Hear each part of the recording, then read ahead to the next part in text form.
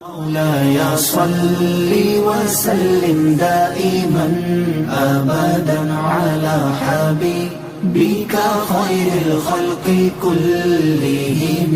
مولاي صل وسلم دائما أبدا على حبيبك خير الخلق كلهم. مولاي صل وسلم دائما أبدا.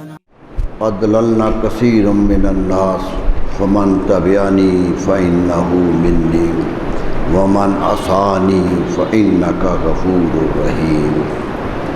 ربنا إني أسكنت من ذريتي بواد غير ذي زرع عند بيتك المحرم ربنا ليقيموا الصلاة فاجعل أفئدة من الناس تهوي إليهم وارزقهم من الثمرات لعلهم يشكرون. ربنا إنك تعلم وما نخفي وما نعلن وما يخفى على الله من شيء في الأرض ولا في السماء. الحمد لله الذي وهبني على الكبر إسماعيل وإسحاق ان ربی لسمیع الدعاء. رب اجعلنی مقیم الصلاة ومن ذریتی ربنا وتقبل دعاء. ربنا اغفر لی ولوالدی وللمؤمنین یوم یقوم الحساب. صدق اللہ مولانا العظیم. حضرات گرامی، قرآن پاک کی سورہ ابراہیم ہے، 14ویں سورت ہے قرآن پاک کی. 5واں رکوع کے بعد کی آیات میں نے پڑھی ہیں. اس میں ذکر ہے حضرت ابراہیم علیہ السلام کا، لیکن قدرت کا نظام دیکھیے کہ ایک نبی کا تذکرہ شروع ہوا ہے، ایک رسول ہیں جن کی بات کرنی ہے، تو شروع کیسے کیا؟ ایک ابتدا کی کیفیت دیکھیے کہ کہا کہ ابراہیم علیہ السلام نے کہا تھا کہ اے میرے رب، رب اجعل ھذا البلد آمنا، اے میرے رب اس شہر کو امن والا شہر بنا دے، اس شہر کو امن والا شہر بنا دے. وَجُنُوبْنِي وَبُنَيَّ أَن نَّعْبُدَ الْأَصْنَامَ، مجھے بھی بچا لے اور میرے بیٹے کو بھی بچا لے کہ ہم کبھی بھی بتوں کی پوجا نہ کریں، ہمیں محفوظ رکھ بتوں کی پوجا سے. رب إِنَّهُنَّ أَضْلَلْنَ كَثِيرًا مِّنَ النَّاسِ، اے اللہ یہ بت بہت سے لوگوں کو گمراہ کر چکے ہیں، بہت سی دنیا ان کو پوچھ کر گمراہ ہو گئی ہیں. فمن تبعنی، اے میرے پروردگار ان میں سے جو میرے پیچھے چلے فإنہ منی، وہ میرا ہے، جو میری پیروی کرے وہ میرا ہے. ومن عصانی، اور جو میری نافرمانی کرے، میرے ساتھ نہ آئے، فإنک غفور الرحیم، تو پھر تیرا فیصلہ ہے، تو بخشنے والا مہربان ہے. انداز دیکھیے گفتگو کا کہ ایک شہر آباد کیا ہے میں نے، تیرے حکم سے آباد کیا ہے. اے اللہ اس شہر کو تو امن والا شہر بنا دے، امن قضا بنا دے. اور تاریخ گواہ ہے کہ یہ دعا کس طرح قبول ہوئی ہے. قدرت نے کبھی اس ملک پر، اس شہر پر حملہ نہیں کرنے دیا کسی. دنیا کا کوئی ملک نہیں ہے جہاں باہر سے حملہ آور نہیں آتے. یہ آپ کا ملک ہے، تاریخ پڑھ لیجیے، ہر صدی کے بعد کوئی نہ کوئی باہر سے آ گیا ہے. ہر چند سال گزرے ہیں، کبھی آریہ آ گئے ہیں، کبھی سکندر آ گیا ہے، کبھی افغان آ گئے ہیں، کبھی مغل آ گئے ہیں. یہی راستے تھے، یہی درہ خیبر تھا جس سے دنیا جہان کے حملہ آور ہندوستان پہ آئے. مصر پر دیکھ لیجئے، حملے پر حملہ ہوتا چلا گیا، لیکن اگر کوئی ملک محفوظ رہا، کوئی شہر امن کدا رہا، جب سے آباد ہوا ہے آج تک امن کا مرکز رہا تو وہ مکہ ہے۔ کیونکہ حضرت ابراہیم علیہ السلام نے اسے بناتے ہی دعا مانگی تھی کہ یا اللہ اس شہر کو امن والا شہر بنا دے، اور یہ وہ لمحے تھے دعاؤں کے جہاں ہر دعا قبول ہو رہی تھی۔ اس کے بعد جتنی دعائیں آپ نے مانگی ہیں ساری کی ساری قبول ہوئی ہیں، کسی میں سرسرا نہیں ہے۔ قدرت نے کہا کہ میرا کام تو نے کیا ہے، زندگی بھر مصیبتیں تو نے اٹھائی ہیں، میں نے جو آزمانا تھا آزمایا تجھے، تو ہر آزمائش میں پورا اترا ہے، اب جو مانگ دے دیں گے، جو کچھ کہے گا اپنے لیے مان۔ لیکن کیا نبی کا کردار کیا ہوتا ہے ذرا غور کیجیے۔ فرمایا یا اللہ مجھے اس کا حاکم نہ بنا، میں اس کی حکمرانی کے لیے نہیں مانگ رہا، میں تو اس شہر کو امن کا شہر بنانا چاہتا ہوں، امن کا شہر بنا دے اس کو، یہاں جو آئے امن میں آئے۔ اور یہ فتویٰ ہے وَمَن دَخَلَهُ كَانَ آمِنًا، قرآن کہتا ہے جو بھی اس کے اندر داخل ہوگا وہ امن میں ہوگا۔ یہ مستقل امن کدا ہے، امن کا مرکز ہے۔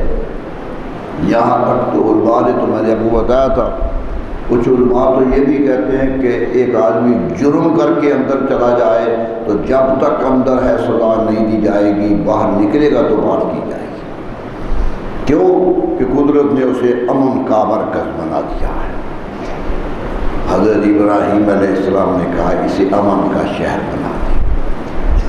دوسری دعا یہ مانگی کہ یا اللہ مجھے اور میرے بیٹے اسماعیل کو اس طرح توفیق دے دے کہ ہم بتوں کی طرف نہ جھکیں۔ یہ بت بہت خرابیاں کر چکے ہیں، بہت تباہیاں آ چکی ہیں۔ اضللنا کثیرا من الناس، فرمایا بہت سے لوگ گمراہ ہوئے ہیں، ان بتوں کو پوج پوج کے گمراہ ہوئے ہیں، سجدے کر کر کے گمراہ ہوئے ہیں۔ اس لیے ہم دعا کرتے ہیں کہ یا اللہ ہمیں اور ہمارے بیٹے کو بچا لے کہ ہم بدو بتوں کی پوجا کریں، امن میں رکھ لینا۔ نسل کے لیے دعا مانگ لی، بیٹے کے لیے دعا مانگ لی، کتنی بڑی دعا تھی۔ لوگ تو دولت کی دعا مانگتے ہیں کہ یا اللہ بیٹوں کو دولت بڑی مل جائے، اقتدار مل جائے۔ ایک نبی کی دعا یہ ہے کہ یہ شرک سے بچ جائے، یہ توحید پرست ہو کر رہیں، کیسے بھی رہیں، دولت آئے یا نہ آئے لیکن شرک ان کے اندر نہ آئے۔ فرمایا بہت سے لوگ گمراہ ہوئے ہیں، بت بہت قسم کے بنے ہیں۔ دیکھیے بت کی کوئی ایک قسم تو نہیں ہے، دنیا جہان کی تاریخ پڑھ لیجیے، بت ہر ملک نے بت بنائے اپنے اپنی مرضی سے، اپنے اپنے علاقے سے بت بنائے۔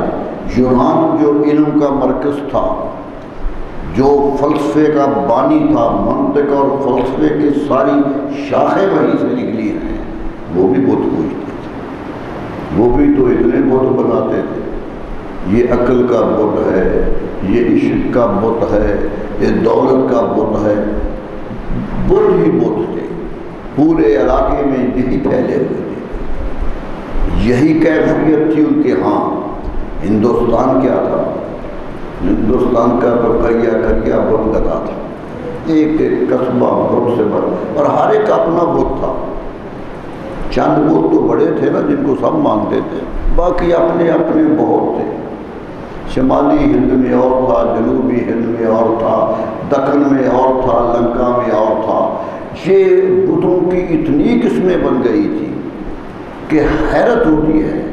اور یہ بھی تاریخ کہتی ہے، تاریخ ہندوستان خود ویدانت کا تذکرہ خود ہندو تہذیب خود کرتی ہے کہ 3 خدا ہمارے بنیادی ہیں، 3 خداؤں کو وہ مانتے ہیں، مہادیو کو مانتے ہیں، وشنو کو مانتے ہیں، شیو کو مانتے ہیں۔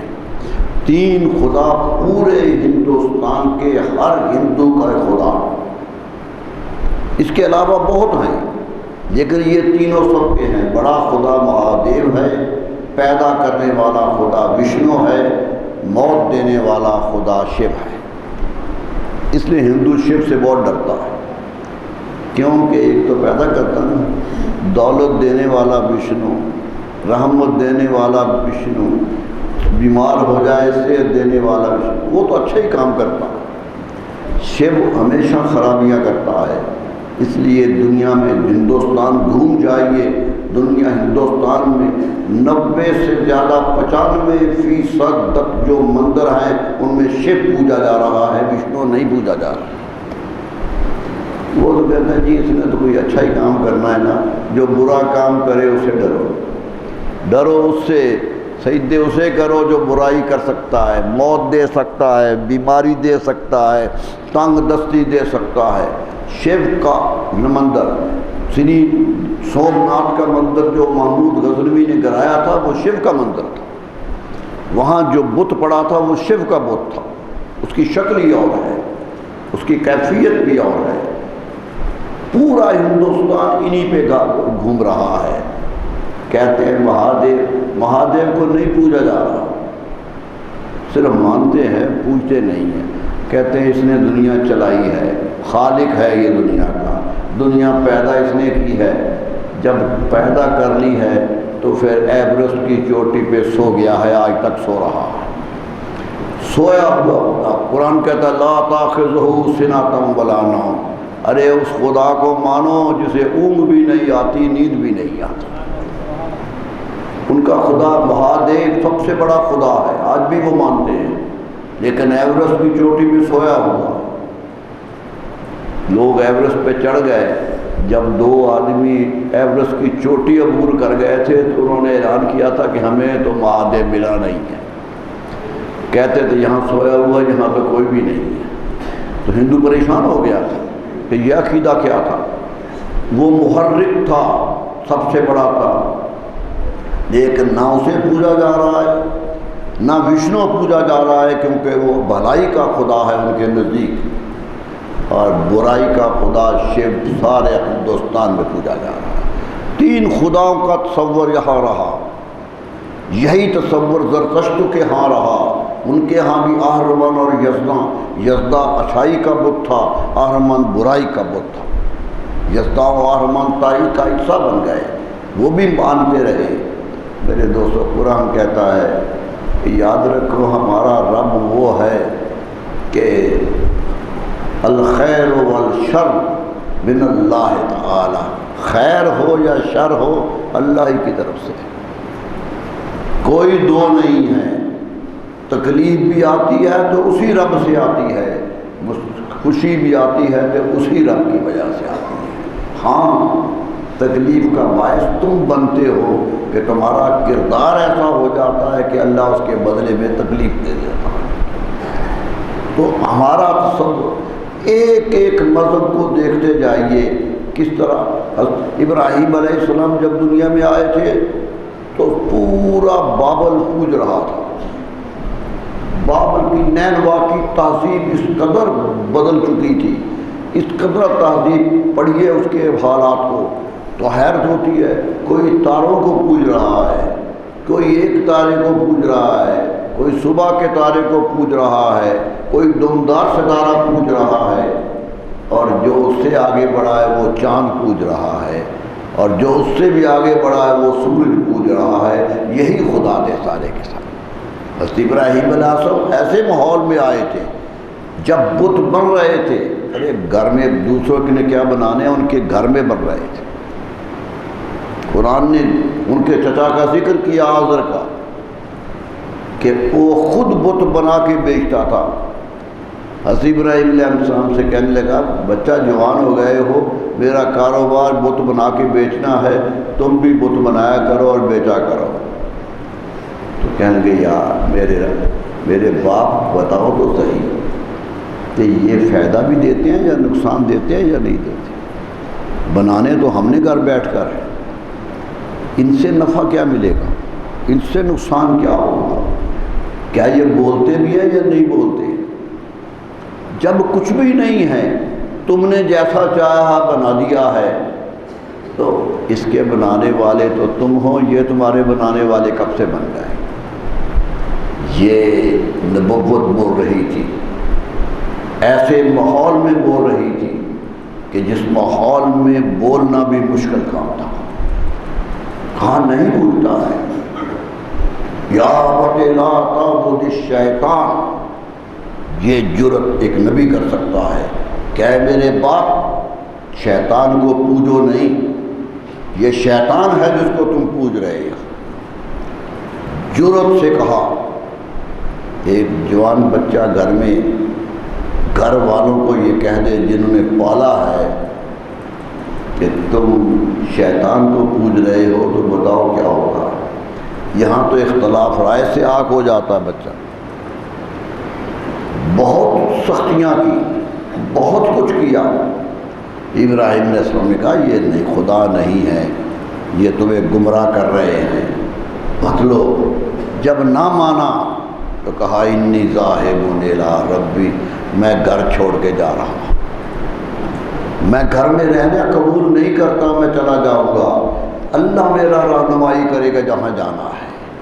میں نے اللہ کے نام پہ اپنے آپ کو چھوڑا ہے، صحرا ہو، دشت ہو، پہاڑ آئیں، میں رب کے نام پہ نکلا ہوں، میرا رب میری رہنمائی کرے گا۔ یقین یہ ہے، یہ یقین ہے، نکلا ہے۔ قرآن کہتا ہے کہ جب نکلے تھے پہلی دفعہ تو لوگوں کو دیکھا بہت ستارے پوج رہے تھے۔ آپ نے کہا کہ یہ رب ہیں۔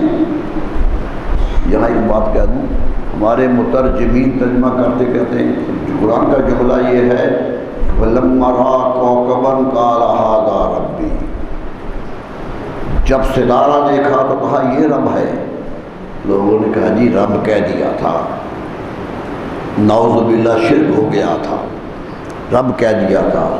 حقیقت یہ ہے کہ اگر شرک کیا ہوتا تو پھر ان کے خلاف کیوں بول رہے ہوتے، اس کے خلاف کیوں بول رہے ہوتے؟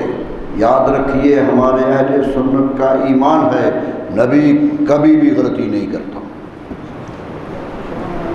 کبھی گناہ نہیں کرتا، وہ پیدا ہوتے ہی محفوظ ہوتا ہے، معصوم ہوتا ہے، گناہ اس کے پاس سے بھی گزر جائے تو اسے چھوتا نہیں ہے۔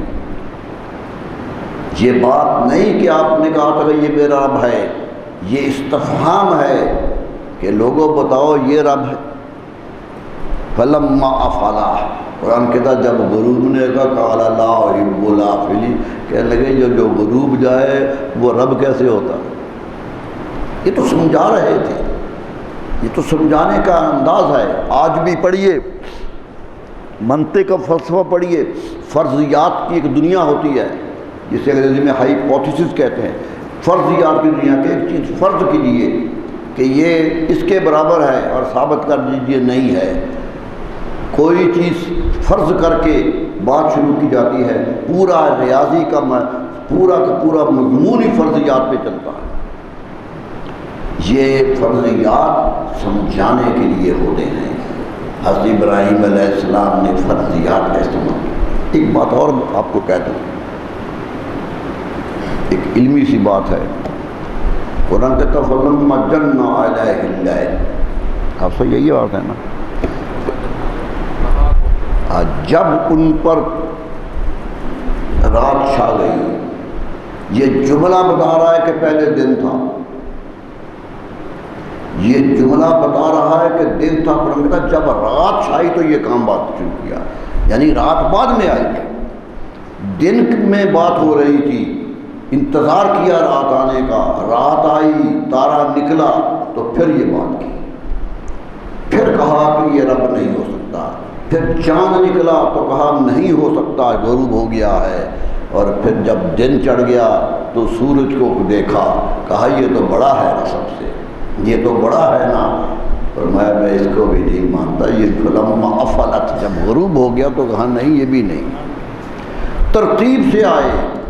آج فلسفہ کہتا ہے کہ کسی چیز کو ثابت کرنا ہو تو ترتیب لگاؤ، نیچے سے شروع کرو اوپر کی طرف جاؤ۔ آج طالب علموں کو پڑھایا جاتا ہے کہ نیچے سے شروع کر کے اوپر کو جاؤ. اگر دن میں وہ بات شروع کرتے تو سورج سے بات شروع کرتے، کیونکہ سورج نکلا ہوا تھا. آپ نے انتظار کیا رات ہونے کا تاکہ چھوٹے ستارے سے بات کر کے سورج تک آئے. ایک چھوٹی چیز سے بات شروع ہو بڑی چیز تک آئے. یہ آج فلسفے کی بنیاد ہے ترتیب لگانا. آج ہائیپوتھیسس کی بنیاد ہے کہ اس ترتیب سے عقل کے فیصلے کیے جائیں. حضرت ابراہیم علیہ السلام نے دنیا کو بتا دیا کہ میرا علم اس جگہ ہے جو صدیوں کے بعد لوگوں کا علم آئے گا. میں اس میدان میں کھڑا ہوں کہ صدیوں کے بعد لوگوں کو ملے گا کہ یہ ترتیب ہوتی کیا ہے. میں نے لگا دی ہے. نہ تارا خدا ہے، نہ چاند خدا ہے، نہ سورج خدا ہے. فرمایا میرا رب تو وہی ہے جو کائنات کا مالک ہے. آ گئے ایک فیصلے پر، ترتیب سے آئے ایک فیصلے پر. لوگ خلاف ہو گئے. ارے تارے پوجنے والے کب مخالفت کرتے ہیں، سورج پوجنے والے کب ساتھ دیتے ہیں. مخالفت ہی مخالفت. مکے والے تو بوتنی کو چھوڑنا چاہتے تھے، یہ تو ستارے چمکتے تھے پھر بھی روشن تھے، پھر بھی روشنی تھی. یہاں تو ہاتھ کے بنا کر کعبے میں رکھے ہوئے تھے. سب سے بڑا یہ حبل ہے، سب سے بڑا رب ہے، کعبے کی چھت پہ رکھا ہوا. یہ لات ہے راستے پہ رکھا ہوا ہے. یہ منات ہے طائف میں رکھا ہوا ہے. اپنے رب ہوتے تھے. جب سفر پہ جاتے تھے تو بغل میں ایک آدھ مورتی دبا کے لے جاتے تھے کہ راستہ محفوظ رہے. یہ رب میرے ساتھ. یہاں تک انسانی عقل بگڑ چکی تھی. قرآن نے کہا حضرت ابراہیم علیہ السلام وہ وجود تھے جنہوں نے تمام خداؤں کی قسموں کو رد کر دیا. اور یہ نظریاتی مسئلہ تھا، رد کیا. تو پھر مشکل تو ہوتی ہے میرے دوستو. سچ الحق کو مر، عرب کہتے ہیں سچ کڑوا ہوتا ہے. سچ بولنے کے لیے بڑی جرأت چاہیے، بڑی توانائی چاہیے. کمزوری سے سچ نہیں بولا جا سکتا. اس لیے مولانا ظفر علی خان نے کہا تھا کہ نکل جاتی ہو سچی بات جس کے منہ سے مستی میں، فقیہ ہے مصلحت بھی سے وہ رندے بادہار اچھا. ہاں پڑھے ہوئے عالم سے بھی وہ ان پڑھ اچھا ہے جس کے منہ سے سچی بات نکل جائے، بات سچی نکل جائے، مستی میں آئے کہے کہ یہی سچ ہے، کوئی اور سچ نہیں ہے. کسی سچ کو ماننے کے لیے طاقت کی ضرورت ہوتی ہے. کمزور آدمی نہیں مان سکتا. کمزور تو سوچتا رہتا ہے کہ مانو یا نہ مانو، وہ تو کہیں ہوتا ہے. علامہ اقبال سے پوچھو کیا ہے، کہتے ہیں اپنے بھی ہے ناراض تو بیگانے بھی ناخوش. کہتا اپنے دوست بھی ناراض ہیں مجھ سے اور دوسرے تو بہت ہی ناراض ہیں. اپنے جب ناراض ہیں تو دوسرے کیا ہیں. اپنے بھی ہے ناراض بیگانے بھی ہے ناخوش. میں زہر ہلال کو کبھی کہہ نہ سکا کن، کبھی میں نے زہر کو شکر کو گلقند نہیں کہا ہے. میں نے کڑوے کو کڑوا ہی کہا ہے اور میٹھے کو میٹھا ہی کہا ہے. میں زہر حلال، وہ زہر جو سوکھتے ہی آدمی مر جائے، میں نے اسے کبھی گلقند نہیں کہا. میں دشمن ہوں، سچ بولتا ہوں، اس لیے اپنے بھی ناراض ہیں، غیر بھی ناراض ہیں، سارے ناراض. میرے دوستو سچ بولنے سے حضور صلی اللہ علیہ وسلم فرماتے جب وہ مومن لا الہ الا اللہ پڑھتا ہے تو 1,00,000 سے زائد بتوں کی گردن پہ تلوار چلاتا ہے. بہت مشکل ہے یہ بات، بڑی مشکل ہے. دل سے ایمان کا اظہار کرنا بڑا مشکل ہے. زبان سے کہہ بھی دیا لا الہ تو کیا حاصل، دل و نگاہ مسلمان نہیں تو کچھ بھی نہیں. اگر اندر سے ایمان نہیں پھوٹتا ہے تو پھر ایمان نہیں ہے، پھر تو سجدے بھی قبول نہیں ہوگے. سجدے بھی نہیں تو سجدوں میں گرے ہوئے ہوتے ہیں. علامہ سے پوچھو، کہتا ہے جو میں سر سجدہ ہوا کبھی تو زمین سے آنے لگی صدا. جب بھی میں نے سجدے میں سر رکھا ہے تو زمین نیچے سے پکار اٹھتی ہے، زمین آوازیں دینے لگتی ہے. جو میں سر سجدہ ہوا کبھی تو زمین سے آنے لگی صدا. تیرا دل تو ہے سنوا شنا، تجھے کیا ملے گا نماز میں؟ ارے دل کے اندر تو بت رکھے ہوئے ہیں، نماز سے کیا لینا ہے تجھے؟ یہ تو زمین پکار اٹھتی ہے کہ تیرا دل تو ہے سنوا شنا، تجھے کیا ملے گا نماز میں؟ نماز میں اسی کو ملتا ہے جس کا سر بھی جھکا ہوا ہو اور دل بھی جھکا ہوا ہو. دل بھی سجدے کرے. سجدہ تو اصل ہوتے ہی دل کا ہے، ظاہری سجدہ تو اس کا نشان ہے. یہ تو نشان ہے صرف اس کا. تو کہہ رہا تھا کہ حضرت ابراہیم علیہ السلام نے پورے ماحول کو للکارا ہے، اپنے گھر کو بھی للکارا ہے، پوری سلطنت کو للکارا ہے. نمرود جیسا بادشاہ تخت پر تھا جس کی طاقت کا آج بھی لوگ تذکرہ کرتے ہیں، لیکن ایک اللہ کا نبی سب سے بے نیاز ہے. یہی کامیابی ہوتی ہے کہ جب وہ ایک کا ہو جاتے ہیں تو پھر دوسروں کو نہیں رہتے. یہی ہو. حضرت موسیٰ علیہ السلام نے اعلان کیا تو فرعون تخت پہ تھا، پورے علاقے پہ اس کی، وہ تو اپنے آپ کو بڑا خدا کہتا تھا، کہتا خدا تمہارے ہوں گے، میں تو سب سے بڑا خدا ہوں. بڑا خدا ہونے کا دعویٰ کر رہا تھا اور اس کے دربار میں موسیٰ علیہ السلام اور ان کے بھائی کھڑے تھے. پوری سلطنت میں 2 آدمی تھے، 2 وجود تھے جو کہہ رہے تھے تو جو جھوٹ بول رہا ہے، تو ظلم کر رہا ہے، تو خدا نہیں ہے. تو کیا کہہ رہا تھا فرعون؟ اِنَّا نَظُنُّكَ يَا مُوسَىٰ مَسْحُورًا، اے موسیٰ میں تجھے دیوانہ سمجھتا ہوں. تخت پہ بیٹھے ہو کا خمار دیکھیے. کیوں؟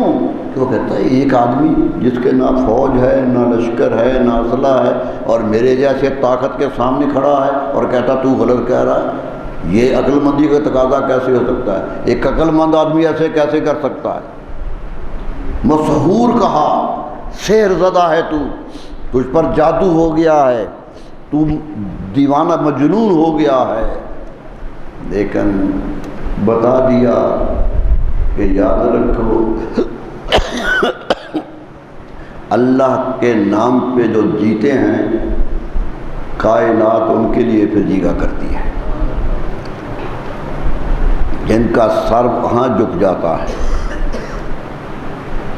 تو پھر وہ یہ ایک سجدہ جسے تو گراں سمجھتا ہے، اقبال کہتے ہیں کہ جسے بڑا مشکل ہوتا ہے سجدہ کرنا، بہانے بہانے سے ٹالتے ہو سجدے کو. ایک سجدہ جسے تو گراں سمجھتا ہے، تو مشکل سمجھتا ہے، یاد رکھو 1000 سجدوں سے دیتا ہے آدمی کو نجات.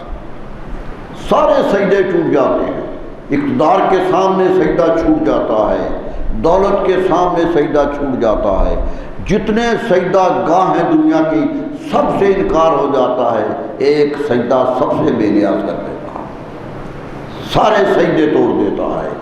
یہ طاقت ہے اس سجدے کی. سر جھکا ہے تو پھر جھکا ہی ہے، پھر جھکا ہی ہے. اور بدقسمتی دیکھیے، سر اونچے والوں سے تو لوگ دشمنی کرتے ہیں، یہ سر جھکے ہوئے لوگ ہیں، لوگ ان سے پریشان ہوتے ہیں. سوچ لیجئے سر جھکانا کتنی قوت ہے کہ سر جھکایا ہے تو دنیا طاقت والی پریشان ہے. عجز ہے یہ، سر اٹھا کے نہیں چلتے. یمشون علی الارض ہونا، کون کہتا ہے میرے بندے تو زمین پہ بڑی آہستگی سے چلتے ہیں، چلتے بھی نہیں، کسی کو محسوس بھی نہیں ہوتا، کوئی کھڑاک بھی نہیں کرتے، کوئی پاؤں کی دھمک بھی نہیں دیتے، بڑے پیار سے چلتے ہیں. اتنا پیار سے چلتے ہیں کہ محسوس نہیں ہوتا، کوئی غبار گزرتے ہیں پیار سے گزر جاتے ہیں. وَإِذَا مَرُّوا بِاللَّغْوِ مَرُّوا كِرَامًا، فرمایا تباہی کرنے والے راستوں میں چوکوں میں بیٹھے ہوتے ہیں، برائیاں کرنے والوں کی منڈلیاں لگی ہوتی ہیں، لیکن میرے بندے ان کے پاس سے ایک معزز اللہ کے عزت والے بندے بن کے گزر جاتے ہیں، وہ گزر جاتے ہیں۔ وَإِذَا خَاطَبَهُمُ الْجَاهِلُونَ قَالُوا سَلَامًا، اور اگر کوئی اکھڑ سامنے آ جائے کہ یہ تم کیا کر رہے ہو، تو کہے میں تو سلامتی بانٹ رہا ہوں، میں تو کسی کو تکلیف نہیں دے رہا، ارے میں تو زمین کے جانور کو بھی تکلیف نہیں دے رہا، میں تو پاؤں رکھ پہ تو ہوئے سوچتا ہوں کہ کوئی چھوٹا سا کیڑا بھی میرے پاؤں کے نیچے نہ آ جائے، میں تو یوں گزر رہا ہوں۔ لیکن یہ عاجز لوگ ہیں، دنیا ساری ان سے ڈرتی ہے، تخت والے ڈرتے ہیں۔ حضرت امام حسین نے کیا کیا تھا؟ کوئی دعویٰ خلافت کیا تھا؟ یہ کہا تھا کہ مجھے خلیفہ بناؤ، کوئی تاریخ کا واقعہ نہیں، ایک دعویٰ خلافت نہیں ہے، جنگ کی نیت بھی نہیں۔ ارے جنگ کرنے جاتے تو حج کے دنوں سے جا رہے تھے، مکے میں اعلان کرتے میں جنگ کے لیے جا رہا ہوں، تو کتنے مسلمان ساتھ ہوتے۔ آج ہمیں پیار ہے اہل بیت سے، تو اس زمانے میں نہیں تھا، سارا حج کا حج نکل آتا، مدینہ سے گزرے تھے تو راتوں رات نکلے تھے، معلوم ہوا لڑنے نہیں جا رہے تھے، کوئی مقابلہ کی نیت نہیں تھی۔ ارے مقابلے کے لیے تو چھوٹے سے چھوٹے بھی نکلے تو یاد و مددگار ساتھ لیتے ہیں، یہ تو اپنا خاندان بچے لے کے نکل رہے ہیں، دودھ پیتے بچے نکل رہے۔ کہاں تھا لڑائی، کہاں تھے جنگ، کہاں تھا تہرکہ؟ کچھ بھی نہیں تھا، صرف ایک مقصد تھا کہ یزید تو تخت پہ بیٹھ گیا ہے، میں تخت کو چیلنج نہیں کرتا، لیکن میں تیرے ہاتھ پہ بیعت نہیں کروں گا، میرا ہاتھ تیرے ہاتھ پہ آ گیا تو قیامت تک کے لیے تو جائز بادشاہ بن جائے گا، میں نے ہاتھ کھینچ لیا تو لوگ تمہیں ناجائز بادشاہ کہیں گے۔ بادشاہ تو بن گیا ہے، تخت تیرے پاس ہے، حکومت تیرے پاس ہے، اسلحہ تیرے پاس ہے، فوج بھی تیری ہے، لیکن میرا ہاتھ اتنا طاقت والا ہے کہ یہ پیچھے ہٹ گیا تو تاریخ تجھے معاف نہیں کرے گی، قیامت تک کے لیے لعنت پڑے گی میرا ہاتھ کھینچنے سے۔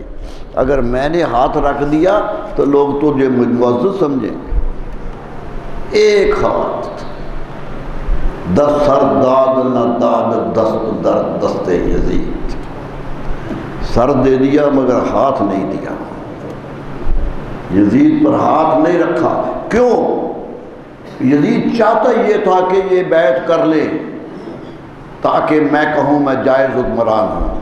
معلوم ہوتا ہے مومن کی قوت اتنی ہوتی ہے کہ اکیلا بھی ہو تو بھاری ہوتا ہے سب، تخت کانپتے ہیں، حکمران لرزتے ہیں ایک مومن کی زندگی سے۔ مومن کا وقار اتنا ہے، آج کیوں ذلیل ہو گئے؟ آج کیا؟ آج تو مومن کی قدر ہی کوئی نہیں ہے، سب سے کمزور ترین علاقے مسلمانوں کے ہیں، نہ ان کے پاس دولت ہے، نہ ان کے پاس علم ہے، نہ ان کے پاس قوت ہے۔ پڑھنے کے لیے علم حاصل کرنا ہو تو یورپ جاؤ، یعنی بچوں کو ادھر بھیجو کہ عالم ہو کے آ جائیں گے۔ ارے یاد تو کرو، دنیا تمہارے پاس آیا کرتی تھی، دنیا تمہارے پاس آیا کرتی تھی، تمہارے مرکز علم کے مرکز تھے۔ قرطبہ کی یونیورسٹی دنیا کی، یورپ کو سارا علم قرطبہ یونیورسٹی نے دیا۔ یورپ کا بانی فرانسس بیکن، جسے سب سے بڑا عالم آج یورپ کہتا ہے کہ ہمارا سب سے بڑا عالم ہے، ڈیڈکٹک لاجک کا بانی ہے، منطق استخراجیہ اس نے پیدا کی ہے۔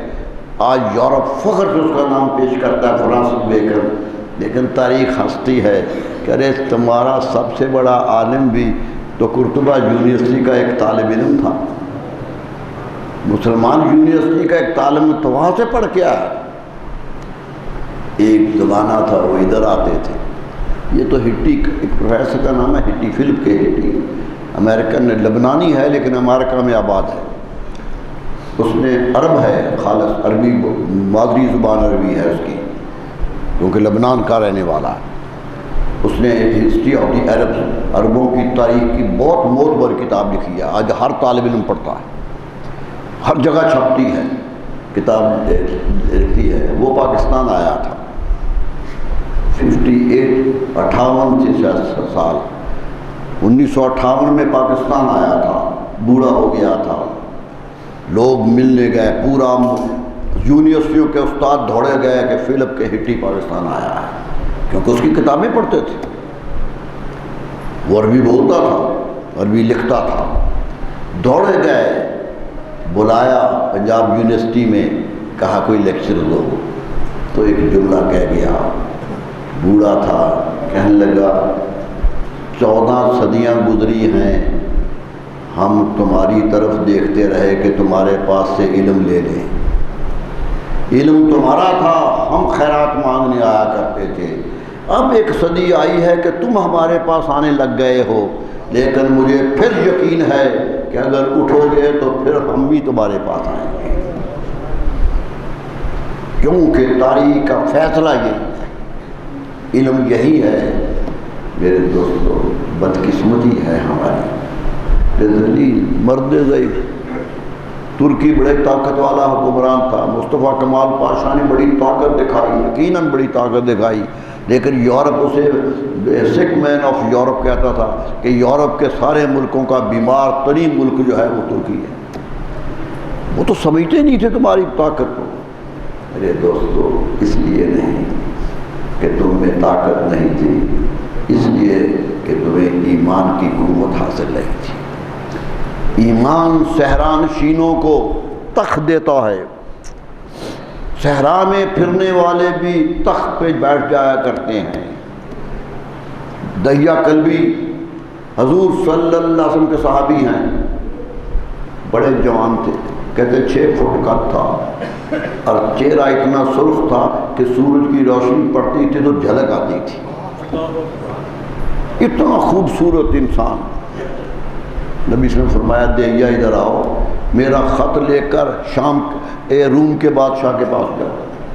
روم کا بادشاہ آج دنیا کا حکمران بادشاہ تھا، رومی سلطنت کا آج بھی تذکرہ ہوتا ہے، کہا اس کے بادشاہ ہرکل کے پاس میرا خط لے کے جاؤ، حضرت دہیہ کلبی کو بھیجا۔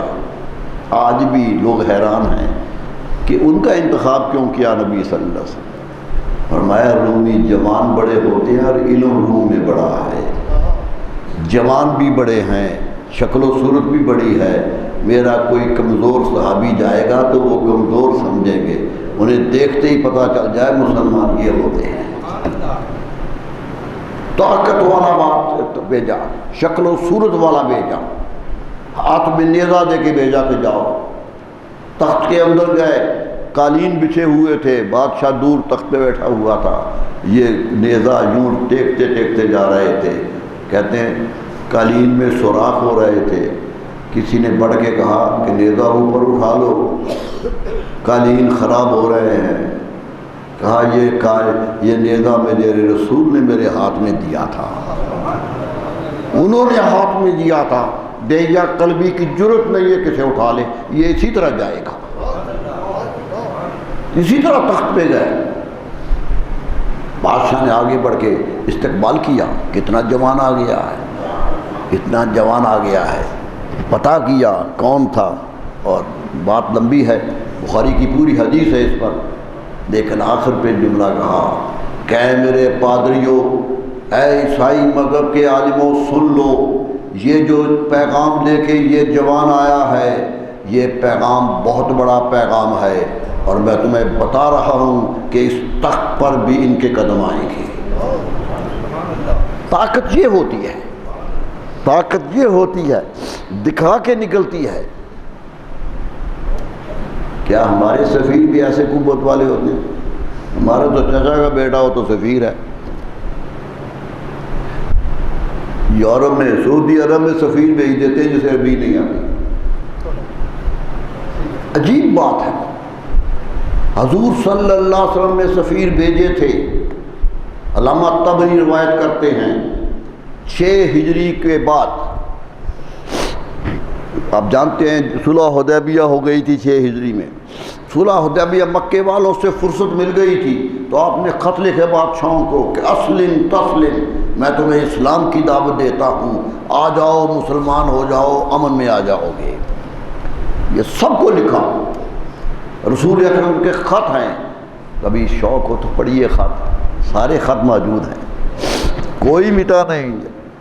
مکتوبات رسول سب سارے کے سارے موجود ہیں کہ کسی بادشاہ کو کیا لکھا، کس کو کیا لکھا، نجاشی کو کیا لکھا، ہرکل کو کیا لکھا، مقوقس کو کیا لکھا، ہر ایک کے ساتھ مختلف گفتگو کی۔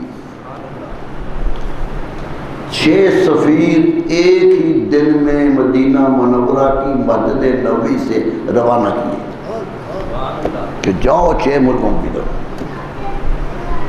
یہ حضرت دہیہ کلبی انہی میں سے ہیں۔ 6 سفیر بھیجے۔ ذرا غور کیجئے میرے دوستو، عقل سے کام لیجئے، طبری کے الفاظ دیکھیے کہ وہ 6 سفیر مسجد نبوی کی سیڑھیاں اتر کے باہر آئے۔ کلہم یتکلمون بلسان قوم الذین بعث علیہم، وہ 6 کے 6 وہ زبانیں بول رہے تھے جن ملکوں کی طرف وہ جا رہے تھے۔ نعرہ تکبیر، نعرہ رسالت، میرے دوستو، رسالت۔ کون سی یونیورسٹی تھی اس وقت تعلیم سکھانے کی؟ کون سی لینگویج لیب تھی؟ آج تو زبان سیکھنے کے لیے نسٹ جانا پڑتا ہے، آج تو نمل میں جانا پڑتا ہے کہ وہ زبانیں سکھائی جاتی ہیں، زبانوں کے لیے ادارے بنے ہوئے ہیں سکھانے کے لیے۔ ارے کچی مسجد نبوی ہے، بارش ہو جائے تو چھت ٹپکتی ہے، اور اسی میں میرے نبی صلی اللہ علیہ وسلم نے 6 سفیر وہ بھیجے کہ 6 کی 6 زبانیں جانتے تھے۔ جس ملک کی طرف جا رہے تھے وہ زبانیں بولتے ہوئے جا رہے تھے، اور ہم سفیر بھیجتے ہیں جنہیں عربی آتی نہیں ہے، وہ سعودی عرب میں ہوتا ہے۔ یہ فرق ہے۔ نبی صلی اللہ علیہ وسلم کی سنت یہ ہے کہ جس سے بات کرنی ہے اس کے مقابل پہ کھڑے کرو۔ مصر سب سے پڑھا لکھا ملک تھا اس دور کا، مقوقس بادشاہ تھا مصر کا۔ مصر کے ہاں زبان دانی بڑی تھی، یہ کہتے ہیں کہ دنیا کی زبانیں وہیں سے پیدا ہوئی، قبطی زبان سے آگے چلی۔ آج بھی زبانوں کا شجرہ نسب پڑھی ہے کہ زبان کہاں سے کیسے بنی، اردو کہاں سے آئی فارسی سے، اور فارسی کہاں سے آئی۔ زبانیں جس طرح خاندان ہوتے ہیں اس طرح زبانوں کے خاندان ہیں۔ اس خاندانوں کا شجرہ نسب مصر سے ملتا ہے جا کر۔ بہت پڑھے لکھے ملک تھا۔ حضرت حاتم بن ابی بلتع رضی اللہ عنہ صحابی کو بھیجا، پڑھا لکھا صحابی گیا، کہا پڑھے لکھے ملک میں جا رہے ہو تو پڑھا لکھا ہونا چاہیے۔ حضرت حاتم گئے، مقوقس سے گفتگو کی، وہ حیرت سے ان کے چہرے کو دیکھتا رہا۔ وہ گفتگو کر رہے تھے، رسول اللہ صلی اللہ علیہ وسلم کا پیغام دے رہے تھے، وہ حیرت سے دیکھ رہا تھا۔ جب بات مکمل ہوئی تو بے ساختہ منہ سے نکلا، انت حکیم، تو بڑا عقلمند ہے، تو بڑا عقلمند ہے۔ یہ جملہ نکلا، وَقَدْ جَئْتَ مِنْ عِنْدِ حَکِیمٍ، لیکن سچی بات یہ ہے کہ جس نے تجھے بھیجا ہے وہ عقلمند ہے۔ مقوقس کا جملہ ہے کہ تو بھی عقلمند ہے، جس نے تجھے بھیجا ہے وہ سب سے بڑا عقلمند ہے، انتخاب تیرا حیرت زدہ ہے۔ میرے دوستو، یہ گئے تھے لوگ، یہ تبلیغ کا انداز تھا، پیار سے، محبت سے۔ گالی دے کے تبلیغ نہیں ہوتی۔ آج تو ہم فتوے لگا کے تبلیغ کرتے ہیں، فتوے لگا کے۔ پوری 63 سالہ زندگی میں رسول اللہ صلی اللہ علیہ وسلم کی زبان سے ایک گالی نہیں نکلی، الزام بھی نہیں لگایا کسی کا، کسی پر الزام نہیں لگایا۔ حدیث کہتی ہے کہ وہ تانا کرنے والے بھی نہیں تھے، کسی پہ تانا بھی نہیں کرتے تھے کہ تو ایسا ہے۔ جو آتا تھا پیار سے ملتے تھے، اگر وہ نہیں بھی مانتا تھا تو پیار سے روانہ کرتے تھے۔ میں نے آپ کو سنایا تھا، قبیلے کا سردار، بڑا خود سر سردار، جنوبی علاقے کا رہنے والا، صحرائی قبیلے کا، حملہ ہوا مسلمانوں کا، پکڑا گیا۔ اب سردار پکڑا جائے تو قبیلہ پکڑا جاتا ہے۔ سردار کو لایا، مسجد نبی میں لائے گئے، نبی صلی اللہ علیہ وسلم کہا اسے ستون سے باندھ دو۔ مسجد نبی کے ستون تھے، ستون کے ساتھ باندھ دیا گیا، کہا اس کی حفاظت کرنا، اس کو خوراک دینا، تکلیف نہ ہونے پائے، یہاں باندھ دو۔ گھر سے نکلے نبی صلی اللہ علیہ وسلم تو اس کے پاس سے گزرے، کہنے لگے بہت سرکشی کر لی، بہت نافرمانی کر لی، اب ہی ایمان لے آؤ، ایمان لے آؤ۔ کہنے لگا اے محمد صلی اللہ علیہ وسلم، تو مجھے جانتا نہیں ہے، میں اپنے قبیلے کا سردار ہوں، میرا قبیلہ بڑا طاقت والا ہے، وہ مجھے چھڑانے کے لیے ضرور آئے گا، چھڑا کے لے جائے گا، تمہیں غلط فہمی ہے کہ میں تمہارے پاس ہوں۔ حضور مسکراتے رہے، وہ الزام لگاتا رہا، مسکراتے رہے، چلے گئے، نماز کرائے چلے گئے۔ اگلے دن گزرے، پھر ٹھہر گئے، کہا کچھ سوچا ہے؟ کچھ سوچا ہے؟ کہنے لگا میں نے قبیلے والوں کو پیغام بھجوا دیا ہے کہ وہ آئیں اور مجھے چھڑا کے لے جائیں۔ آپ پھر مسکرائے، پھر چلے گئے۔ 3 دن لگاتار گزرتے رہے، ایک جملہ نہیں اسے کہا، صرف دعوت ہی دیتے رہے کہ آ جاؤ۔ تیسرے دن آئے تو اس نے پھر انکار کیا، بڑے جوش سے انکار کیا۔ آپ نے کہا اس کی رسیاں کھول دو۔ فرمایا میں نے رسیاں کھول دی ہیں، جاؤ اپنے قبیلے کی طرف چلے جاؤ، میں نے تجھے معاف کیا۔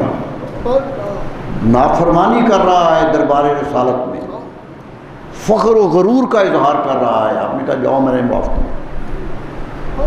وہ گیا، تیسرے دن واپس آ گیا، مسجد نبی میں آیا، کہنے لگا آپ کے رسول سے ملنا ہے۔ رسول اللہ ہم تشریف لائے، کہنے لگا میں ایمان لانے کے لیے آیا۔ آپ نے کہا مجھے خوشی ہے تو ایمان لانے کے لیے آیا ہے۔ پاس بٹھایا، کلمہ پڑھایا، دارہ اسلام میں داخل کر لیا۔ لوگوں نے پوچھا کہ وہ پہلے تو بڑا غرور کرتا تھا، آج کیا ہو گیا؟ کہنے لگا مان تو میں انہیں پہلے دن ہی گیا تھا، ان کی عظمت کا اظہار ہو گیا تھا، لیکن اگر میں کلمہ پڑھتا لوگ کہتے جان سے ڈر گیا ہے، جان کا خوف ہے اس لیے کلمہ پڑھ رہا ہے، اس لیے میں نہیں پڑھ رہا تھا۔ آج مجھے چھوڑا ہے، میں آزاد ہوں اس لیے کلمہ پڑھ رہا ہوں۔ میرے دوستو حکمت دیکھی نبی صلی اللہ علیہ وسلم، یہ تھی حکمت، کسی سے ساتھ جبر نہیں کیا، سمجھایا۔ حضرت ابراہیم علیہ السلام کی یہی طریقہ، چھوڑ کے چلے گئے خاندان، بادشاہ نے پکڑ بھی لیا، آگ میں بھی پھینک دیا۔ میرے دوستوں نہیں ڈرتے۔ اقبال نے بڑی خوبصورت بات کہی تھی، آج بھی ہو جو براہیم کا ایمان پیدا، آج بھی اگر کسی وجود میں ابراہیم علیہ السلام کی طرح استقامت اور ایمان آ جائے، آگ کر سکتی ہے انداز گلستان پیدا۔ آج بھی آگ گلستان بن جایا کرتی ہے، شرط ہے کہ ابراہیم علیہ السلام کا ایمان ہو۔ تمہارا صرف دعویٰ ہی ہے، تم مومن ہونے کا دعویٰ ہی کرتے ہو، تم میں حوروں کا کوئی چاہنے والا ہی نہیں۔ اقبال کو بڑا گلا، کہتا حوروں کی باتیں تو کرتے ہو، چاہنے والا کوئی نہیں، تم میں حوروں کا کوئی چاہنے والا ہی نہیں۔ کیوں؟ جلوہ طور تو موجود ہے، موسیٰ ہی نہیں۔ پہاڑ تو آج بھی وہاں موجود ہے جہاں جلوے اترا کرتے تھے، کیوں نہیں اترتے کہ موسیٰ علیہ السلام کوئی نہیں ہے۔ ایمان پیدا کرو اس طرح کا، جلوے بھی اترتے ہیں، آگ بھی گلزار ہو جایا کرتی ہے۔ میرے دوستو لوگوں کو نظر آئے نہ آئے گلزار ہو جایا کرتی ہے۔ اللہ تعالیٰ نے حضرت ابراہیم علیہ السلام کو وہ مقام دیا، فرمایا یا اللہ کیا ذکر کریں اس قوم کے جو حالات ہو رہے ہیں، اللہ تعالیٰ ہی انہیں معاف کرے۔ ہم نے حوالہ دیا، کل پروفیسر شکیل اوش کراچی یونیورسٹی کے پروفیسر تھے، ڈین تھے، بہت بڑے پروفیسر تھے، میں نے 2-3 دفعہ انہیں بلایا تو وہ آئے، یہاں ہمارے پاس بھی آئے تھے، پڑھا لکھا آدمی، رسالہ بھی نکال رہا تھا، یونیورسٹی کا صدر بھی تھا، بہت تھا، نکل کے جا رہا تھا، بیٹی ساتھ تھی، گولیاں لگی ہیں، 4 گولیاں زمین جسم کے اندر چلی گئی۔ مجھے حیرت ہوئی، ایک قسم کا دھچکا لگا کہ وہ تو ہمارے پاس آ کے رہا کرتے تھے، 3-3 4-4 دن رہا کرتے تھے، دکھا کرتے تھے، کراچی جائیں تو استقبال کے لیے آتے تھے، اتنا شریف النفس آدمی کیوں مار دیا؟ یہ تو اللہ بہتر جانتا ہے، اب تحقیق ہوگی کس نے مار دیا۔ میرے دوستو، ہم برداشت نہیں کرتے ہیں، ہمارے ہاں یہ تبلیغ کے انداز نہیں ہے، مار کے تبلیغ نہیں ہوتی، تبلیغ زندوں کو ہوتی ہے، زندوں کو تبلیغ ہوتی ہے کہ زندہ رہے تو وہ نیک ہوتا ہے، جو مر گیا اس کے لیے تو قانون ہی ختم ہو گیا۔ ہم مارنا چاہتے ہیں اور دعویٰ تبلیغ کا کرنا چاہتے ہیں، دعویٰ یہ ہے کہ لوگ اسلام پھیلا رہے ہیں، اسلام لاشوں پہ نہیں پھیلتا میرے دوستو، اسلام شفقت و محبت سے پھیلتا ہے، شفقت سے پھیلتا ہے، محبت سے پھیلتا ہے، اور آپ کے نبی صلی اللہ علیہ وسلم رحمت عالمین ہیں، وہ تو عالمین کے لیے رحمت ہیں، ساروں کے لیے رحمت بن کے آئے تھے، وہ صرف مومنوں کے لیے رحمت نہیں تھے، سارے جہان کے لیے رحمت تھے، کسی کو نہیں تنگ کیا، کسی پر جبر نہیں کیا، سامنے آئے، بدر کی جنگ شروع ہو رہی ہے تو نصیحت کر رہے ہیں اپنے صحابہ کو، میرے صحابہ تلوار صرف اس پہ چلانا ہے جو تلوار لے کے سامنے آ جائے، جو تلوار لے کے نہ آئے اس پر تلوار نہیں اٹھانا ہے، اور فرمایا اگر لڑتے لڑتے ہی تلوار نیچی کر دے تو تمہاری تلوار نہیں اٹھنی چاہیے، اور اگر وہ بھاگنے لگے تو پیچھا نہ کرو،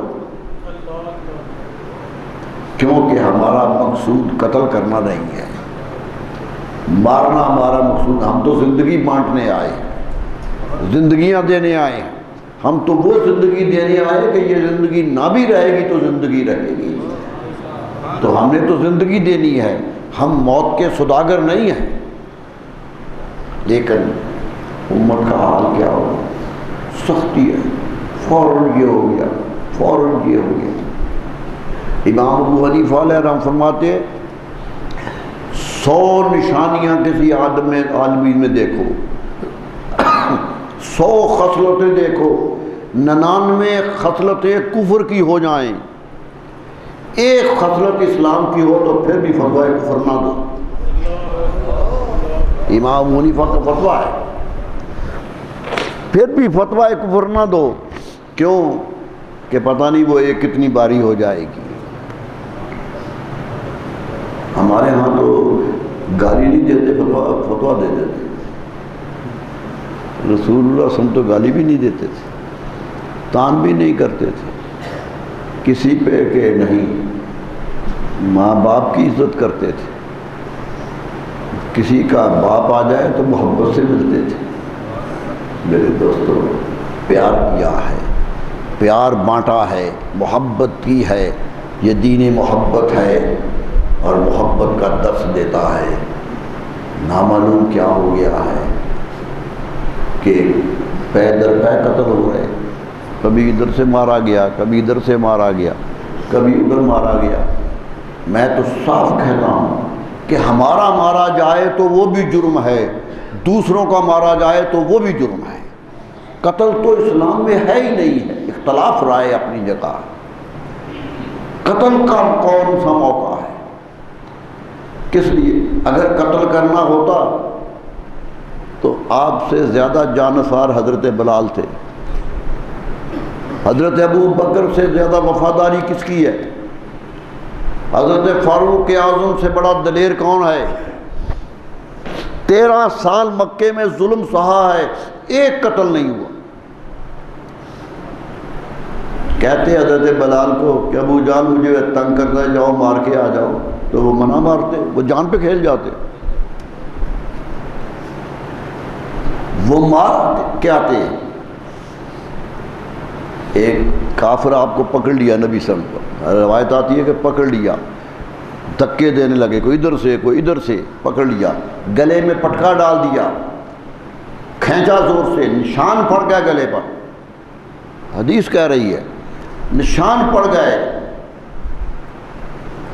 صحابہ غصے میں آئے، چھڑانے لگے، فرمایا نہیں سختی نہ کرو، نادان ہے، غلطی کر رہے ہیں۔ پھر بھی سختی کا حکم نہیں دیا۔ یہ دین تھا میرے دوستو۔ ہم نے دین کو ذاتی جذبات بنا دیا ہے۔ دین نام ہے مروت کا، دین نام ہے محبت کرنے کا۔ محبت کرو گے تو کسی کو دعوت دو گے نا، آپ کے دین میں آ جائے۔ صحابہ کرام تو رسول اللہ صلی اللہ علیہ وسلم کے پاس 2 ہی تھے سارے، حضرت علی تھے، حضرت ابو بکر تھے۔ یہ سارے کیسے مسلمان ہوئے؟ اگر نفرت ہی شروع ہو جاتی تو کون آتا؟ قرآن مجید نے بڑے واضح انداز میں کہا فَبِرَحْمَةٍ مِّنَ اللَّهِ لِنْتَ لَهُمْ، اے نبی صلی اللہ علیہ وسلم، آپ کی رحمت ہے رب کی آپ پر کہ آپ نرم طبیعت ہیں، آپ کی نرمی اللہ کی خاص رحمت ہے۔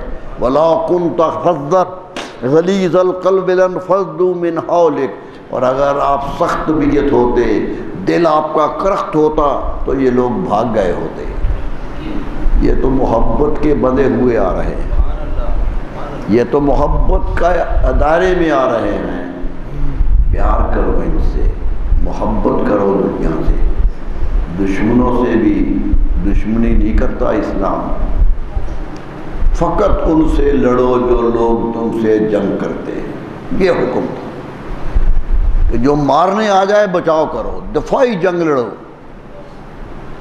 دفاع کی جنگ لڑو، کبھی آگے بڑھ کے حملہ نہ کرنا۔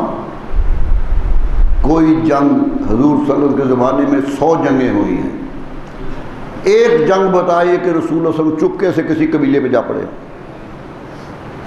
قبیلہ بڑھ کے آیا ہے حملہ کرنے کے تو روکا، کسی کو نہیں ایسا روکا۔ حضرت صدیق اکبر نے لشکر بھیجا تو کھڑا کر لیا، فرمایا یاد رکھو میرے رسول صلی اللہ علیہ وسلم کا حکم ہے، زیادتی نہیں کرنی ہے، قتل نہیں کرنا ہے، کسی عورت پہ ہاتھ نہیں اٹھانا ہے، کسی بچے پہ ہاتھ نہیں اٹھانا ہے۔ دکھ رہے ہیں۔ اور پھر کیا کہہ دیا؟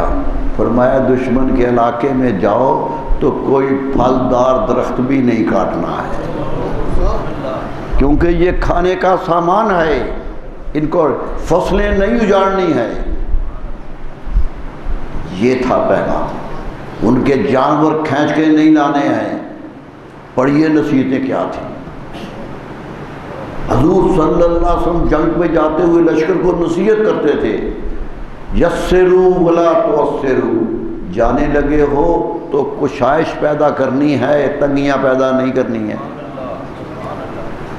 حکم تھا یسروا، یسر پیدا کرو، ولا تعسروا، سختی پیدا نہ کرو، انسوا ولا تنفروا، لوگوں سے پیار کرو، نفرت نہ کرو۔ نفرت نہیں کرتے۔ یہ تھا۔ کیا کریں میرے دوستو، آج اسلام کو دہشت کا نشان بنا دیا گیا ہے۔ آج یہ بتا دیا گیا کہ اسلام ہے ہی تلوار لے کے نکلتا ہے، ادھر گردن کاٹ دو، ادھر گردن کاٹ دو۔ کتنی کٹی ہیں گردن؟ کبھی دیکھا رسول اللہ صلی اللہ علیہ وسلم کے زمانے میں 23 سالہ اعلان نبوت کی زندگی میں کتنی گردنیں کٹی ہیں؟ ذرا حساب تو لگا لو۔ کبھی نہیں۔ کسی کے لیے ہاتھ اٹھا ہے تو تلوار نیچے پھینکی۔ جنگ لڑ رہے صحابہ، دشمن سامنے جنگ تلوار مار رہا ہے، یہ بھی تلوار مار رہے ہیں، دشمن کی تلوار ٹوٹ گئی، تلوار اتنے زور سے لگی کٹ کے وہ نیچے گر گئی، صحابی نے تلوار نہیں ماری، پیچھے ہٹ گیا۔ اس نے کہا آپ پیچھے کیوں ہٹ گئے ہیں، آپ کو تو موقع ملا ہے مارنے کا۔ فرمایا نہیں، تلوار لے کے آؤ پھر بات کریں گے، میں نہتوں پہ حملہ نہیں کرتا۔ یہ تھا پیغام جو دیا تھا۔ دعا کیجئے یہ قوم اپنے اصل پیغام کی طرف مڑ جائے، وہی دور آ جائے، ایک فضا آ جائے پھر وہی کہ ایک دوسرے سے شفقت کرنے والے، پیار کرنے والے بن جائیں، اتنا پیار کرنے والے بن جائیں کہ اپنی جان سے بھی زیادہ دوسروں کو پیار کرنے والے بن جائیں۔ یہی بات مومن کی پہچان ہے۔ اللہ تعالیٰ ایسے صفاق دلوں کو اپنی رحمت سے نرم کرے، ان ظلم سے اٹھتے ہوئے ہاتھوں کو روکنے کی اللہ انہیں توفیق دے دے۔ اور آخر میں دیکھیں جو قتل ہو گیا ہے وہ تو چلا گیا، وہ تو چلا گیا ہے، کتنا آپ نے تو ظلم کیا ہے نا اس پر، اپنا دشمنی نکائی، کیا دشمنی ہوئی، وہ شہید ہو کے گیا، جانے والا تو شہید ہو گیا ہے کیونکہ بلا قصور مارا گیا ہے، آپ نے اس سے دشمنی کیا کی، آپ نے تو شہادت دے دی، کیا دشمنیاں، کس طرح کی دشمنیاں کر رہے ہیں؟ ارے وہ تو شہید ہو گیا، آپ قاتل ہو گئے، قتل کا الزام تو آپ پر لگ گیا، اور قیامت میں اللہ پوچھے گا کہ پیدا تو میں نے کیا تھا، تم نے مار کیوں کو دیا تھا؟ میں مارتا ہوں، وہ یحیی و یمیت، پیدا میں کرتا ہوں، مارتا بھی میں ہوں، اس لیے تمہیں حق نہیں ہے کسی کو مارنے کا، کسی کو مارنے کا حق نہیں ہے۔ قدرت کہتی ہے ہم نے پیدا کیا ہے، خواہ وہ کیسا بھی ہے، پیدا تو میں نے کیا، بالکل، حتیٰ کہ میں نے آپ سے کہا تھا اپنے آپ کو مارنا بھی روک دیا، خودکشی بھی حرام قرار دے دی کہ یہ جان آپ کی نہیں ہے، رب نے دی ہوئی ہے، تم جب مارنے کی کوشش کرتے ہو تو رب کی دی ہوئی عنایت سے انحراف کرتے ہو، اسے اس جان کو بھی مرنا ہے تو اسی کے حکم سے مرنا چاہیے، تم موت کا سبب نہ بنو، اس لیے خودکشی کو بھی حرام قرار دیا کہ یہ جان تمہاری نہیں ہے، رب کی دی ہوئی ہے، اس نے زندہ کیا ہے وہی مارے گا، اور اسی کے وقت پہ مطمئن ہو کے بیٹھے رہو۔ میرے دوستو پیار کرو، محبت کرو، گالی، حضور فرماتے ہیں میرا مومن تو گالی دینے والا نہیں ہوتا، لعان نہیں ہوتا، نہ لعنتیں بھیجتا ہے نہ گالی دیتا ہے۔ فرمایا گالی تو ہمارے مذہب میں ہے ہی نہیں، کہیں گالی تو ہے ہی نہیں، الزام ہے۔ فرمایا جس پر گالی دیتے ہو الزام لگاتے ہو، کبھی اس کے باپ پہ الزام لگاتے ہو، کبھی اس کی ماں پہ الزام لگاتے ہو، قیامت میں قدرت پوچھے گی وہ تو پاک تھی، تم نے الزام کیوں لگا دیا، تم نے کہاں سے الزام لگا دیا؟ میرے دوستو کیا جواب ہوگا؟ کیا رب کے پاس جانا نہیں ہے؟ اگر تو یقین ہے نہیں جانا تو پھر تو جو چاہے گا، اگر خیال ہے کہ رب کے پاس جانا ہے تو پھر کسی کا نہیں، کسی کے ساتھ زیادتی نہ کرو، اللہ تعالیٰ سے دعا مانگتے رہو کہ اللہ رحم و کرم کرنے کی توفیق عطا فرمائے، بخشش کیا کرو۔ ایک بات یاد آئی، کل ایک اخبار میں تھا،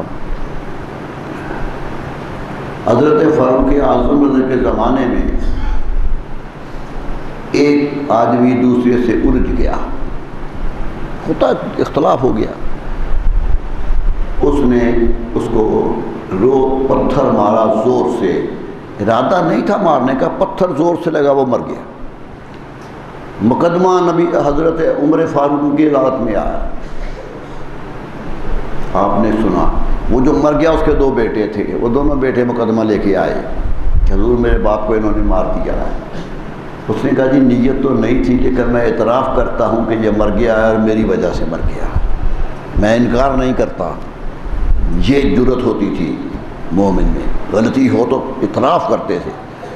آپ نے کہا اللہ کا حکم تو یہ ہے کہ جو مارے اسے قتل کر دیا جائے، تو اے شخص تجھے قتل کرنے کا حکم دیتا ہوں۔ کہنے لگا جی مجھے قبول ہے، غلطی مجھ سے ہوئی ہے، قبول ہے۔ ایک گزارش ہے کہ میں صحرا میں رہتا ہوں، وہاں کوئی آبادی نہیں ہے، میری بیوی اور میرے بچے رہتے ہیں، میں ان کے لیے رزق لے کے جاتا ہوں، پانی لے کے جاتا ہوں، وہاں پانی کا قطرہ بھی نہیں ہے، خوراک بھی نہیں ہے، مجھے چند لمحوں کی مہلت دیجئے، میں انہیں خدا حافظ کہہ کے آ جاؤں اور کہوں کہ اب اپنا انتظام خود کر لینا، میں نہیں آؤں گا۔ آپ نے کہا کہ تیری ضمانت کیا ہے کہ تجھے چھوڑ دوں؟ تو جا کے صحرا کا رہنے والا آیا ہی نہیں۔ کہنے لگا حضور ضرور آؤں گا، رب کا حکم میں نے سن لیا ہے۔ حضرت فاروق اعظم نے صحابہ میں دیکھا کہ کیا اس کی بات مانتے ہو؟ حضرت ابو ذر غفاری کھڑے ہو گئے، جلیل القدر صاحب بھی کھڑے گئے، حضور میں ضمانت دیتا ہوں، اسے چھوڑ دیں، اسے ہو آنے دے اپنے گھر میں۔ حضرت فاروق اعظم نے کہا ابو ذر پتہ ہے کیا کر رہے، یہ کل نہ آیا تو تیری جان جائے گی، قانون یہ ہے۔ فرمایا جی مجھے اپنے رب پہ بھروسہ ہے، میں ضمانت دیتا ہوں، چھوڑ دیا اسے۔ 3 دن کی مہلت دی، تیسرا دن ہو گیا وہ نہیں آیا۔ حضرت ابو ذر غفاری خود آ گئے دربار میں کہ میرے پر جرم ثابت ہو رہا ہے۔ آئے، سامنے بیٹھے تھے، حضرت عمر فاروق سر جھکائے بیٹھے ہیں کہ ابو ذر غفاری پر تو میں قربان ہونے کو تیار ہوں۔ اتنا بڑا صحابی اس خاطر چلا جائے، ابھی سوچ رہے تھے تو وہ دوڑتا ہوا آ گیا، آخری لمحے پہنچ گیا، کہنے لگا معذرت ہے دیر ہو گئی ہے، دور تھا سفر۔ حضرت ابو ذر غفاری دیکھنے لگ گئے اسے، حضرت فاروق اعظم حیرت زدہ ہو گئے، کہنے لگا حضور بچے چھوٹے تھے، ماں اکیلی تھی ان کی، انہیں کسی کے حوالے کرنا تھا، اس لیے دیر ہو گئی، آ گیا ہوں، اب اللہ کا حکم مجھ پہ نافذ کر دیجئے، میں تیار ہوں۔ یہ بات کہی، آپ نے حضرت ابو ذر غفاری کی طرف دیکھا، محبت سے دیکھا، صحابہ کی طرف دیکھا، وہ 2 بچے اس کے جو بیٹھے تھے وہ کھڑے ہو گئے، حضور ہم معاف کرتے ہیں۔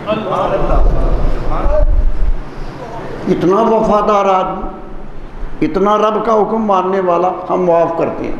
حضرت عمر رونے لگ گئے، فرمایا جب تک وفادار لوگ اپنی جان کا خطرہ لے کے بھی وفاداری نہیں کریں گے اور یہ کرتے رہیں گے تو دین قائم رہے گا۔ اور اے ابو ذر غفاری تجھ پر میں قربان ہوتا ہوں کہ جب تک بھائی کی خاطر مصیبت اٹھانے کو لوگ تیار نہیں ہوں گے، دین کا بچاؤ نہیں ہو سکتا۔ اور اے پروردگار، میں خلیفہ ہوں مسلمانوں کا، تو نے مجھے توفیق دی ہے کہ میں نے سچ کا فیصلہ کر دیا ہے۔ میرے دوستو، یہ تھے کردار، یہ کردار تھا مومنوں کا۔ لیکن آج کیا ہے؟